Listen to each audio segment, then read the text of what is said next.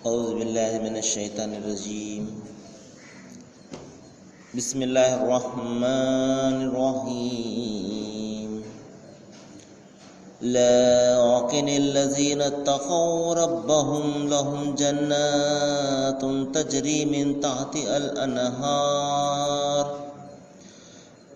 الأنهار خالدين فيها نزلا من عند الله وما عند الله خير للأبرار.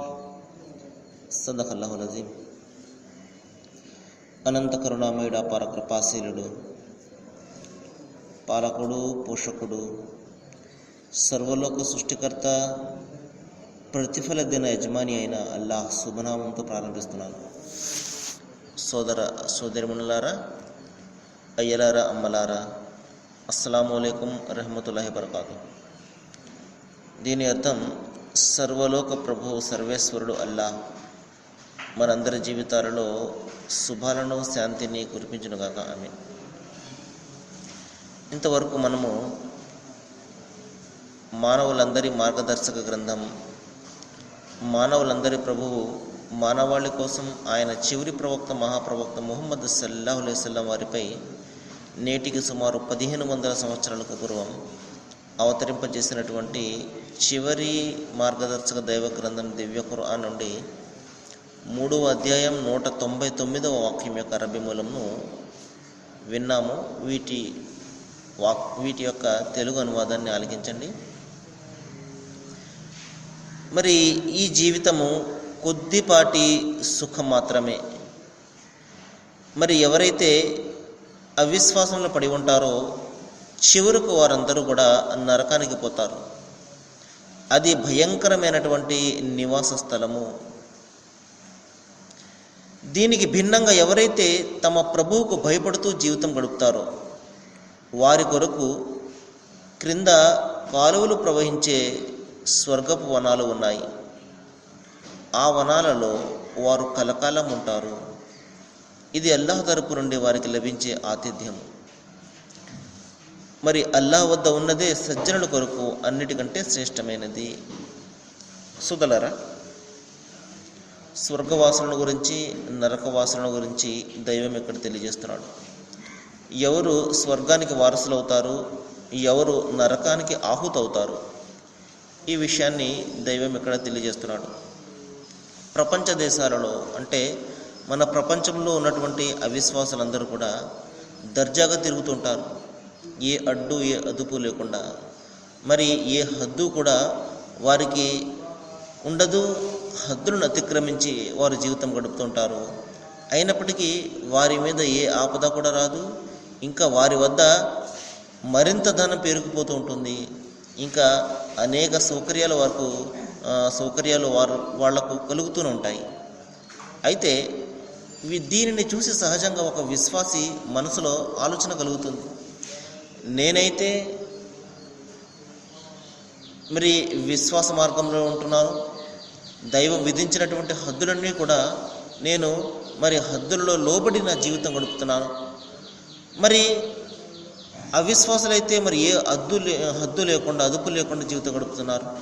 నేనైతే మరి పేదరికంలో ఉన్నాను, వాళ్ళైతే మరి ఈ విధంగా ధనవంతుల మాదిరిగా ఉన్నారు. ఈ విధంగా ఎందుకు జరుగుతుంది అన్న సహజమైనటువంటి ప్రశ్న మరి ఒక విశ్వాసి మనసులో తలెత్తుతుంది. దానికి సమాధానంగా దైవం ఇక్కడ చెప్తున్నాడు. ప్రపంచంలో ఉన్నటువంటి అవిశ్వాసులు దర్జాగా తిరుగుతుంటారు. మరి అది చూసి మీరంత మాత్రం కూడా మోసంలో పడకండి. ఎందుకంటే ఈ జీవితము కొద్దిపాటి మరి సుఖాలు మాత్రమే. మరి వారు చివరికి నరకానికి పోయేవాళ్లే.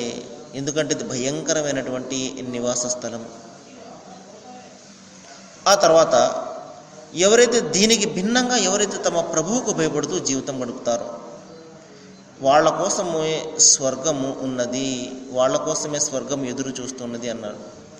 సోదలారా, ఎవరైతే తమ ప్రభువుకు జీవితం గడుపుతారో, ఎవరు గడుపుతారు దైవానికి భయపడుతూ, ఎవరైతే పరలోకం పట్ల విశ్వాసాన్ని కలిగి ఉంటారో, ఎవరైతే మరణం తర్వాత నేను నా ప్రభువు ముందు నిలబడి మరి సమాధానం చెప్పుకోవాలి అన్న భీతి, భయము ఎవరిలోనైతే ఉంటుందో వాళ్ళే దైవానికి భయపడతారు. ఈ దైవభీతి ఎవరిలో కలుగుతుందంటే దైవం పట్ల సరైనటువంటి అవగాహన ఉన్న వాళ్ళకి కలుగుతుంది. దైవం పట్ల సరైనటువంటి మరి ఒక విశ్వాసం గల వాళ్ళకి ఈ భీతి కలుగుతుంది. కాబట్టి సోదరులారా, మనలో దైవభీతి కలగాలి అంటే దైవం పట్ల సరైనటువంటి అవగాహన ఉండాలి. నేను అనేక సందర్భాల్లో ఈ విషయాన్ని చెప్పాను. దైవం పట్ల సరైనటువంటి అవగాహన అంటే ఏమిటండి? అవగాహన అంటే ముందు ఆయన అస్తిత్వాన్ని గురించి తెలుసుకోవాలి. అస్తిత్వం అంటే ఆయన ఒక్కడ, ముగ్గుర, 30 మందా, 3 కోట్ల మందా, ఈ విధంగా ఆయన అస్తిత్వాన్ని గురించి ముందు తెలుసుకోవాలి. ఆయన అస్తిత్వం ఏమిటి? అనాది నుండి కూడా ఆయన అస్తిత్వం ఒకటే. అదేమిటంటే ఆయన ఒక్కడు, ఆయన తప్ప మరొక ఆరాధ్యుడు లేడు. ఇది ఆయన అస్తిత్వం. ఈ అస్తిత్వాన్ని గురించి ముందు తెలుసుకోవాలి. మరి बाहर से पढ़ लो, 5 रहा बाहर जाको पढ़ लो, 5 रहा ये हो गया बात. ఆయన అస్తిత్వాన్ని గురించి ముందు తెలుసుకున్న తర్వాత ఆయన గుణగణాలను గురించి ముందు తెలుసుకోవాలి. ఆయన సృష్టికర్త అయి ఉంటాడు, మరి పుట్టేవాడు కాడు, చనిపోయేవాడు కాడు, మనిషి కాడు, ఇంకా ఆయన లాంటి వాడు కానీ ఆయనతో సమానమైన వాడు కానీ ఎవరు కూడా ఉండరు. ఈ విధంగా ఆయన గుణగణాల గురించి తెలుసుకోవాలి, ఆయన అధికారాల గురించి తెలుసుకోవాలి. ఎందుకంటే మరి క్షమించే, కరుణించే అధికారం ఆయన ఒక్కనికి మాత్రమే ఉన్నది. ఆయన తాను తలచిన వారిని క్షమిస్తాడు, తాను తలచిన వారిని ఆయన శిక్షిస్తాడు. కేవలం ఆయన చేతిలోనే సర్వం కూడా ఉన్నది. మనకు ఏదైనా మంచి జరిగినా లేకపోతే ఏదైనా చెడు జరిగినా ఆయన ఆజ్ఞం మేరనే అది జరుగుతున్నది అన్న విశ్వాసాన్ని, అన్న సత్యాన్ని ముందు గ్రహించాలి. అంతే తప్పించి మనము మన సాటి మానవుల కారణంగా మనకు ఏదో లాభ నష్టాలు జరుగుతున్నాయని, లేకపోతే ఈ విధంగా పైన నక్షత్రాలు లేకపోతే గ్రహాలను చూసి ఈ విధంగా నాకు మంచి జరుగుతుంది, చెడు జరుగుతుందని భావించడము. ఇంకా మనం అనేక రకాల మూఢనమ్మకాల్లో ఉంటాం. ఎవరైనా ఎదురు వచ్చినట్లయితే నాకు చెడు జరుగుతుందనో లేకపోతే మంచి జరుగుతుందనో, ఈ విధంగా సోదరులారా, ఈ విధమైనటువంటి నమ్మకాలు మనలో ఎందుకు కలుగుతున్నాయి అంటే దైవం పట్ల, ఆయన శక్తి సామర్థ్యాల పట్ల సరైనటువంటి విశ్వాసం లేని కారణంగానే. కాబట్టి సోదరులారా, ఒక విషయాన్ని మనం గమనించాలి. ప్రవక్త ముహమ్మద్ సల్లల్లాహు అలైహి వసల్లం వారు చెప్పారు ఒక సందర్భంలో, దైవం నీకు ఏదైనా ఒక మంచిని చేయాలనుకుంటే సమస్త ప్రపంచమంతా కూడా అది కలిసి దానిని ఆపాలని ప్రయత్నం చేసినది ఆగదు. ఆయన నీ నుండి ₹1 తీసుకోవాలి లేకపోతే ఏదైనా ఒక హాని చేయాలని తలంచినప్పుడు సమస్త ప్రపంచం కలిపి దానిని ఆపాలనుకుని అది ఆగదు. కాబట్టి మంచి అయినా చెడైనా, మరి మనకు లాభమైన మనకు నష్టమైన ఆయన చేతుల్లో ఉన్నది. కాబట్టి ఆయన ఏదైతే మరి తలుస్తాడో అదే జరుగుతుంది. ఈ విషయాన్ని, ఈ నమ్మకాన్ని మనం ఎప్పుడైతే మన మనస్సులో ఎంత స్థిరంగా అయితే మనం నిలుపుకుంటామో దైవం పట్ల అంత భీతి మనకు కలుగుతుంది. సాటి మానవుల పట్ల లేకపోతే మనము కల్పించుకున్న వాళ్ళ పట్ల అప్పుడు నిజమైనటువంటి అభిప్రాయం మనకు కలుగుతుంది. లేదు, లాభ నష్టాలు వీళ్ళ ద్వారా నాకు కలగడం లేదు, ఆ సృష్టి ప్రభువు ద్వారా కలుగుతున్నది అని ఎప్పుడైతే మనిషి మనసులో స్థిరమైనటువంటి విశ్వాసాన్ని కలిగి ఉంటాడో అప్పుడు ఈ మిథ్యాదైవాల ఆరాధన ఎంత మాత్రం కూడా చెయ్యడు. తన సాటి మనుషుల యొక్క ఆరాధన ఎంత మాత్రం కూడా చెయ్యడు. ఈ బాబాల ఆరాధన లేకపోతే ఈ దర్గాల ఆరాధన ఎంత మాత్రం కూడా చెయ్యడు. కేవలము సృష్టి ప్రభు యొక్క ఆరాధన మాత్రమే చేస్తాడు.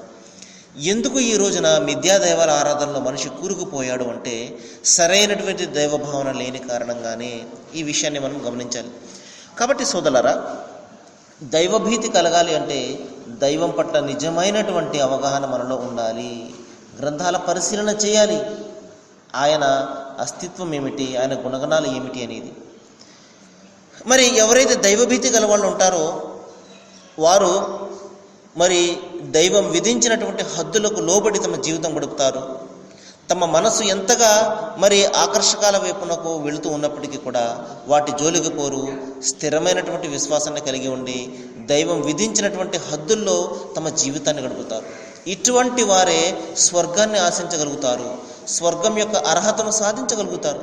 కాబట్టి సోదరులారా, మన ఇష్టం వచ్చినట్లు మనం మన జీవితాన్ని గడిపివేసి నేను నా మరణం తర్వాత మరి స్వర్గాన్ని పొందుతాను, నిత్య జీవాన్ని పొందుతాను అని మనలో ఎవరైనా భావిస్తున్నట్లయితే మనము భయంకరమైనటువంటి ఒక భ్రమలో ఉన్నట్లే. ఈ విషయాన్ని మనం గమనించాలి.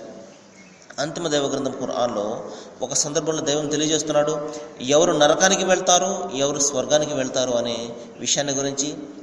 ఫఅమ్మా మన్ తగా వ ఆసరల్ హయాతి దున్యా ఫఇన్నల్ జహీము హియల్ మఅవా.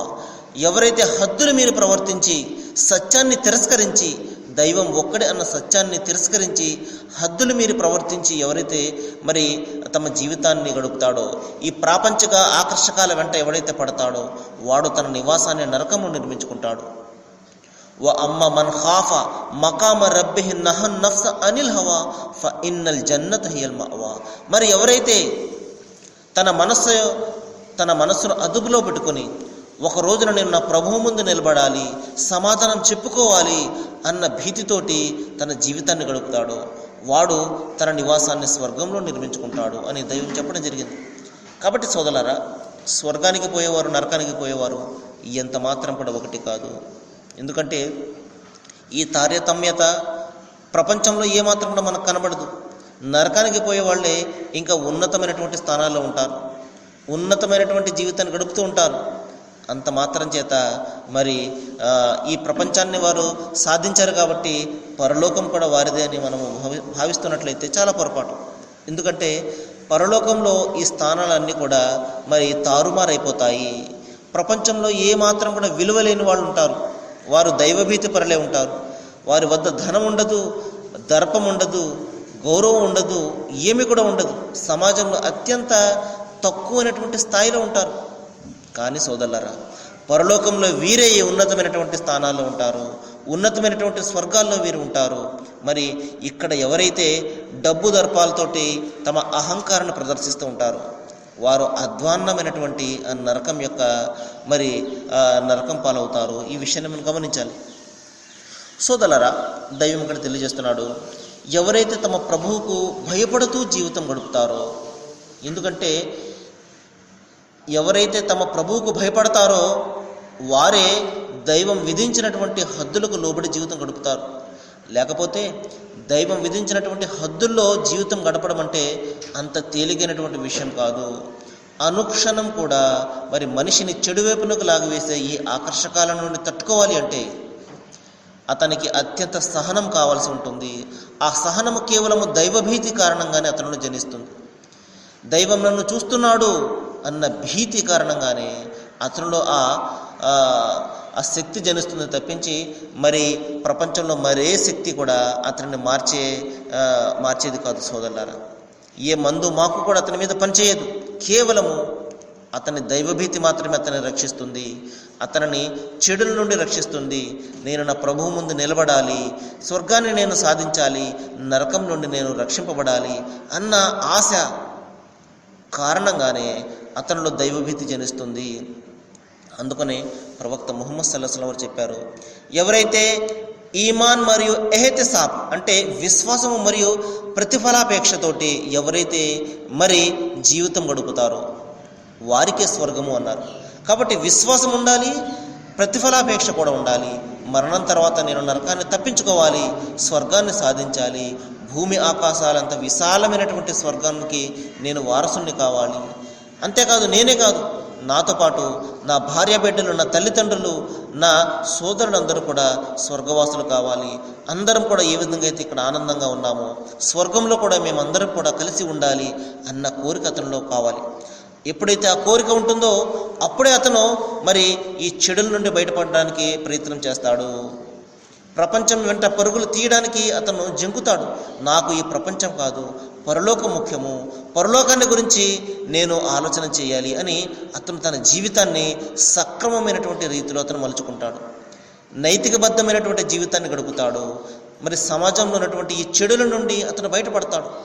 కాబట్టి సోదరులారా, మనిషిని మార్చేది కేవలం అతని దైవభీతి మాత్రమే. మంది మాకులు కానీ ఏ డాక్టర్లు కానీ ఏది కూడా మార్చలేదు సోదరులారా. ఒక వ్యక్తి మద్యపానాన్ని మరి సేవించకుండా దాని నుండి దూరంగా ఉండాలి అంటే కేవలం అతనిలో దైవభీతి కారణంగానే సాధ్యమవుతుంది. అది సాధ్యమవుతుంది. ఒక వ్యక్తి వ్యభిచారం జోలికి పోకుండా మరి నైతికబద్ధమైనటువంటి జీవితాన్ని గడపాలి అంటే అది కేవలము అతనిలో ఉన్నటువంటి దైవభీతి కారణంగానే అది జరుగుతుంది. కాబట్టి సోదరులారా, మనము సంపూర్ణంగా మారాలి అంటే, నిజమైనటువంటి విశ్వాసిగా మనం మారాలి అంటే మన మనస్సు నిండా కూడా దైవభీతితోటి నిండిపోవాలి. ఎప్పుడైతే మనము దైవభీతితో జీవితం గడుపుతామో, దైవం ఒకడు ఉన్నాడు, ఆయన చూస్తున్నాడు, మరణాంతరము నన్ను ప్రశ్నిస్తాడు అన్న భయాన్ని ఎవరైతే మనసులో పెట్టుకుంటారో వారు మాత్రమే నిజమైనటువంటి మరి విశ్వాసులుగా మారతారు. అటువంటి విశ్వాసుల కోసమే దైవం స్వర్గాన్ని మరి దాచిపెట్టాడు. స్వర్గం వారి కోసం ఎదురు చూస్తున్నది. కాబట్టి నేను అల్లాహ్ను ప్రార్థిస్తున్నాను, ఏ విషయాలైతే మనం ఇక్కడ వింటున్నామో వీటి పట్ల మనము ఆలోచన చేసి ఆచరణ చేసి మరి దైవం ఏదైతే హద్దులను మనం పెట్టాడో ఆ హద్దులు లోబడి మనం జీవితాన్ని గడిపి మరణానంతరం సాఫల్యాన్ని, స్వర్గాన్ని పొందే విధంగా సృష్టి ప్రభు అల్లాహ్ అందరికీ కూడా మరి మార్గనిర్దేశన చేయాలని, జ్ఞానాన్ని ప్రసాదించాలని నేను వేడుకుంటూ ముగిస్తున్నాను. వాఖిరు దవానా అనిల్ హమ్దులిల్లాహి రబ్బిల్ ఆలమీన్. అస్సలాము అలైకుం.